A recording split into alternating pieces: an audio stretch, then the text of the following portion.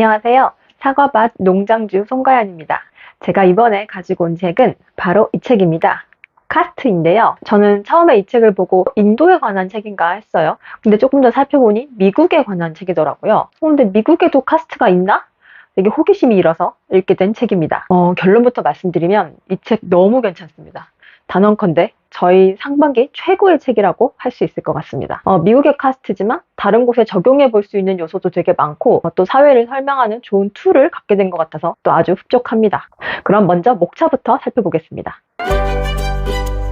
이 책은 총 6개의 장으로 구성되어 있는데요. 1장은 그 카스트의 내용에 대해서 설명을 하고, 그리고 카스트가 왜 이렇게 표면화됐는지 그걸 설명을 하고, 또 인종 문제와의 카스트와의 그 관계를 설명을 합니다. 그리고 2장에서는 카스트에 대한 특징 3가지가 나오고요. 그리고 3장에서는 그 카스트를 이루고 있는 그 8개의 기둥에 관한 얘기가 나옵니다. 그리고 4장과 5장은 카스트 때문에 발생하는 뭐 결과라든지 문제라든지 피해라든지 그런 것들이 나오고요. 그리고 6장은 그 카스트를 표면화시킨 오바마와 트럼프에 관한 얘기가 나옵니다.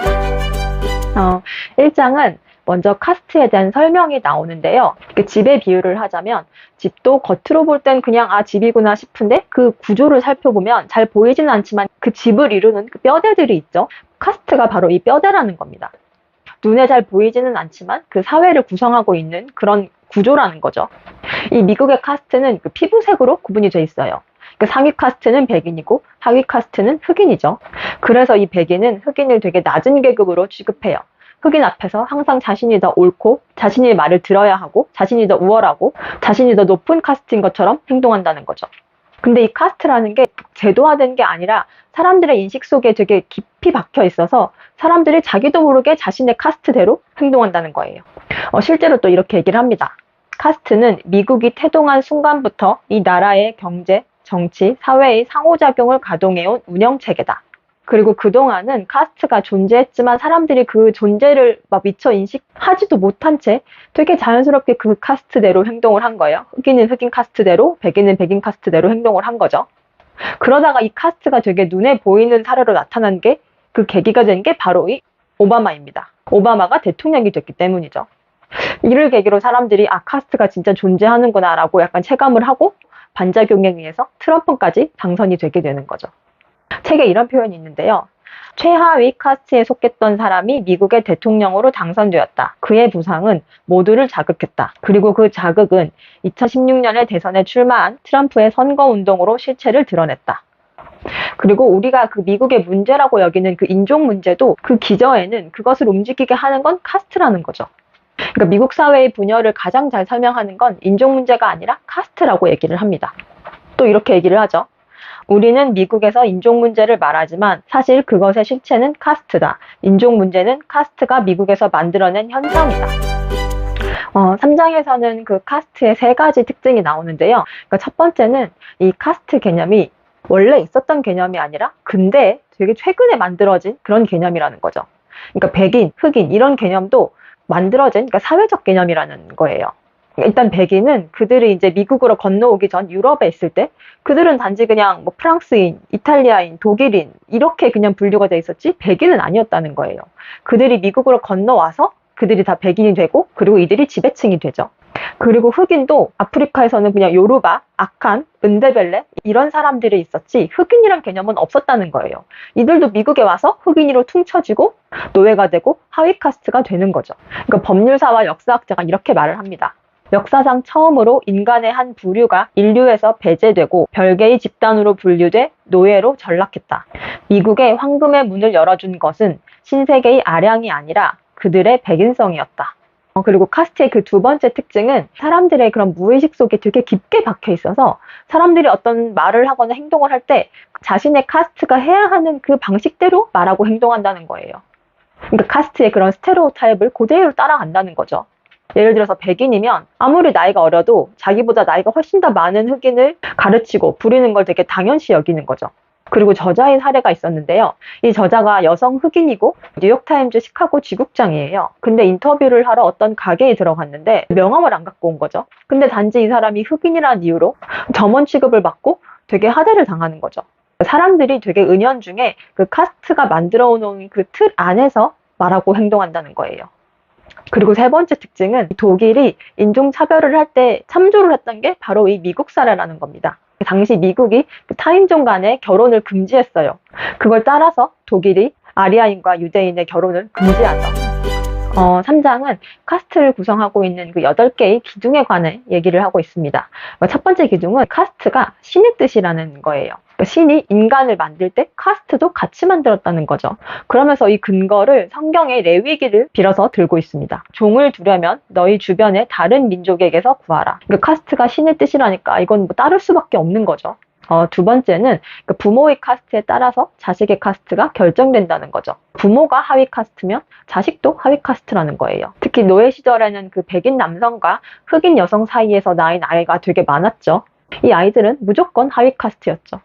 세 번째는 이 같은 카스트끼리만 결혼이 가능했다는 거예요. 카스트가 되게 폐쇄적이고 또 되게 안정적으로 유지되려면 그 카스트끼리 섞이면 안 되죠. 때문에 결혼을 금지를 하는 거죠. 그리고 네 번째는 이 상위 카스트는 깨끗하고 하위 카스트는 되게 더럽다라는 생각을 계속 한 거예요. 예를 들어서 이들은 수영장 물도 서로 분리해서 쓰고 병원이나 시체 안치소나 혹은 무덤까지도 다 구분을 했다는 거예요. 되게 마음 아픈 사례가 있었는데요.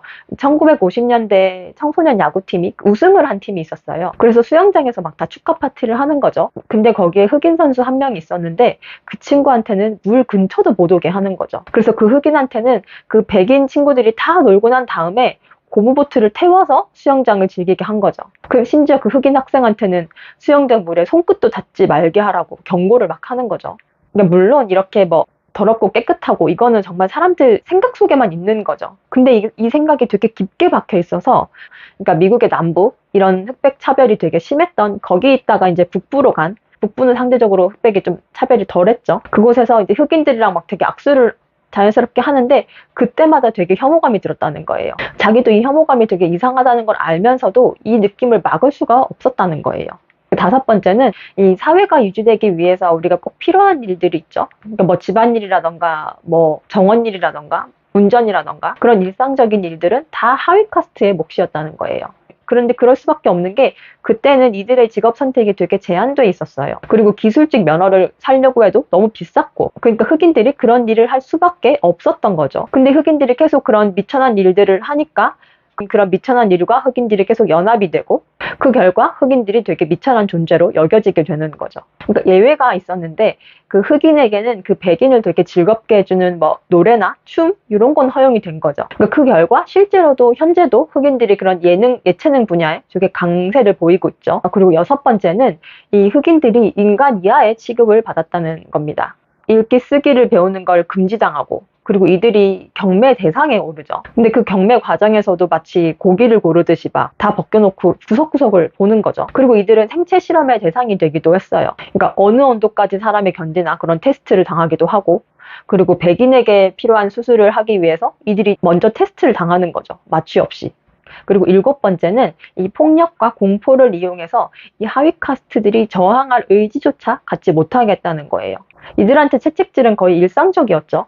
성인이 된 노예 중에 채찍질을 단 한 번도 당해보지 않은 사람은 거의 없었다라고 합니다. 그리고 너무나 안타까운 게 그 채찍질을 다 하고 난 다음에 그 사람을 소금이나 고춧가루를 탄 물로 씻기죠. 그리고 흑인들을 나무에 매단다던가 화형을 시킨다거나 신체를 절단한다거나 이런 사례들이 정말 많았습니다. 저도 이 부분을 읽으면서 진짜 책을 계속 읽기가 좀 쉽진 않았는데요. 정말 잔인하더라고요. 그리고 여덟 번째는 여러 요소들을 활용해서 그런 상위 카스트는 원래 우월하고 하위 카스트는 원래 열등하다는 인식을 계속 심어주는 거죠. 그러니까 노예들은 되게 싸고 거친 옷감으로 만든 옷만 입혔고, 또 이들의 눈빛이나 뭐 표정이나 태도나 걸음걸이 이런 걸 항상 저 자세를 유지해야 된다는 거예요. 그러니까 이걸 되게 몸에 배게 만들어서 열등함과 우월함이 원래 그런 것처럼, 원래 나뉘어져 있는 것처럼 여기게 만든 거죠. 이런 기둥을 통해서 그 흑인 노예가 느꼈던 그 감정이 되게 잘 나타난 그런 사례가 있었는데요. 2차 세계대전 중에 미국 학생들이 논술대회가 열려요. 근데 주제가 이거죠. 2차 세계대전이 끝나면 히틀러를 어떻게 해야 할까? 이 물음에 우승한 흑인 소녀의 답은 이겁니다. 그를 검은 피부로 만들어 남은 인생을 이국에서 살게 해야 한다. 4장과 5장은 그런 카스트로 인해서 발생하는 그런 되게 어처구니 없는 일도 있고 그런 피해들이라든지 그런 문제들을 다루고 있습니다. 첫 번째는 그 과거 흑인들이 겪었던 일들인데요. 1차 세계대전 중에 어떤 군인이 되게 혁혁한 공을 세워요. 근데 이 군인이 흑인이란 이유로 정부가 훈장 수여를 거부를 하죠. 그리고 이런 사례도 있죠. 그러니까 천연두가 아프리카에서 유행을 하다가 미국으로 넘어왔는데 아프리카에 있다가 미국으로 노예로 팔려온 사람이 있었어요. 근데 이 사람이 그 치료법을 아니까 정부에 제안을 하죠. 근데 정부가 거절을 하죠. 노예가 제안했으니까. 근데 결과적으로는 그 노예가 제안한 그 방법이 천연두를 진짜 낫게 하는 방법이 맞았죠. 그리고 두 번째는 그 현대 흑인들이 겪는 일들인데요. 그러니까 이들은 백인이 사고를 당하면 가장 먼저 주변의 흑인들이 용의선상에 오르는 거죠. 그리고 이들은 괜한 오해를 사지 않기 위해서 그냥 슈퍼에 우유를 사러 갈 때도 그냥 정장에 타이를 다 메고 간다는 거죠. 그리고 흑인은 본인 차 문을 열려다 잘 안 열려서 좀 끙끙대고 있으면 그건 바로 신고가 들어간다는 거죠. 흑인이 차를 절도하려고 한다고. 그리고 세 번째는 이 흑인들이 그런 부정적인 사례를 되게 대표하는 것처럼 보인다는 거죠. 빈곤층 중에서 그 흑인과 백인의 비율이 각각 27%, 66%예요. 근데 언론에 비치는 빈곤층은 60%가 흑인이고 백인은 17%밖에 안 된다는 거예요. 그리고 피해자가 백인이고 용의자가 흑인인 그런 사건은 전체의 10%밖에 안 되는데 언론에 그런 사례가 보도되는 건 마치 되게 42% 정도나 되는 것처럼 보도가 되는 거죠. 그리고 네 번째는 카스트 때문에 진짜 이런 일도 벌어지는구나 싶은 건데요. 2000년대 초반쯤에 백인 노동자층이 되게 사망률이 높게 나타나는 거예요. 근데 되게 이상하죠? 선진국의 사망률은 떨어지고 있는 추세고 또 백인인데 어떻게 사망률이 증가를 하지? 근데 알고 보니까 60년대부터 흑인 저항운동이 되게 강하게 일어나면서 흑인들의 지위가 좀 많이 상승을 한 거예요. 그러니까 그 모습을 본 백인 하층 계급이 되게 괴로워서 알코올과 약물에 의존하다가 사망을 한다는 거죠. 그러니까 이들은 흑인들이 당연히 자기보다 되게 아래라고 생각을 한 거예요. 근데 그게 역전되는 사례들이 나오니까 그걸 견디기 힘들어하는 거죠. 게다가 2008년에는 오바마가 대통령이 되기도 하죠. 그러니까 이들이 깨달은 거예요. 이 백인이라는 피부색이 주는 그 상위 카스트라는 게 실제로는 허울뿐이구나라는 걸 깨닫는 거죠. 실제로 정신과 의사가 이렇게 얘기를 합니다. 카스트는 대단한 거짓말이지만 그들은 그 위에 자신의 정체성을 쌓아 올린다. 이렇게 절망한 백인은 미국을 다시 카스트가 안정적인 그 체계로 되돌리기 위해서 이건 다시 6장에 나오는 얘기긴 한데요. Make America Great Again로 트럼프를 소환을 합니다. 5장은 그 흑인 카스트와 관련된 그 세 가지 특징이 나오는데요. 첫 번째는 이들 흑인에게 그 스톡홀름 증후군이 있다는 겁니다. 이 스톡홀름 증후군이라는 게 자신을 지배하는 그런 권력자에게 동조나 유대감을 보인다는 거죠. 이 흑인이 백인들한테 그렇다는 거죠. 예를 들어서 흑인이 피해자인 어떤 사건인데 그 백인을 막 울면서 용서를 한다는 거예요. 그리고 그 용서는 언제나 흑인에게 되게 요구되어 왔던 것이죠. 실제로 흑인이 이렇게 얘기를 합니다. 우리 흑인들은 용서한다. 살아야 하니까. 그리고 두 번째 특징은 이 흑인들이 백인보다 뭐 고혈압이나 심장질환이나 뭐 당뇨나 이런 병에 걸릴 확률이 더 높다는 거예요. 처음엔 이걸 그냥 흑인의 유전 문제라고 생각했어요. 그런데 아프리카 흑인들은 이런 병에 대해서 이렇게 발병률이 그렇게 높지가 않다는 거죠. 그래서 알아보니까 이런 병들은 그런 편견이 있는 사회에서 그 편견을 직접 겪는 사람이 혈압이 높아지고 또 코티솔 분비가 높아지니까 이 발병을 한다는 거예요. 이렇게 얘기를 하죠. 흑인들은 검은 세금을 지불한다. 다른 인종이면 겪지 않았을 상황 때문에 건강을 해친다. 실제로 흑인들이 이렇게 될 수밖에 없는 게 이런 하위 카스트의 성공은 이 백인들한테는 아주 불편한 거예요. 그들이 성공한다는 건 카스트에 균열이 난다는 거죠. 카스트가 유지가 되려면 사람들이 자기 분수를 알고 자기 제자리를 지켜서 그 카스트가 요구하는 대로 행동해야 되는데 그걸 계속 깨는 그 흑인이 불편한 거죠. 그리고 2008년에는 이런 균형을 제대로 깬 오바마가 등장을 하죠. 그리고 그에 따라 또 사회는 또 변화를 하고 그 변화가 바로 6장에 나옵니다. 그동안 카스트는 되게 암묵적이지만 되게 안정적으로 각자 자기 역할을 하면서 유지되어 왔어요. 그런데 두 가지 상황이 발생을 하죠. 첫 번째는 이게 흑인인 오바마가 대통령으로 당선이 되는 거예요. 그리고 두 번째는 2042년이면 백인이 다수가 아니게 된다는 그 통계가 발표가 됩니다. 그러니까 백인들은 이러다가 우리 카스트가 무너질 수 있겠다라고 약간 불안해하는 거죠. 그래서 이들이 두 가지 행동을 합니다. 첫 번째는 오바마가 하는 모든 행동을 방해를 하는 거죠. 예를 들어서 뭐 오바마 케어 같은 경우는 백인 하층에게도 이익인데 그들이 이걸 거부를 하는 거죠. 실제로 이렇게 말을 합니다.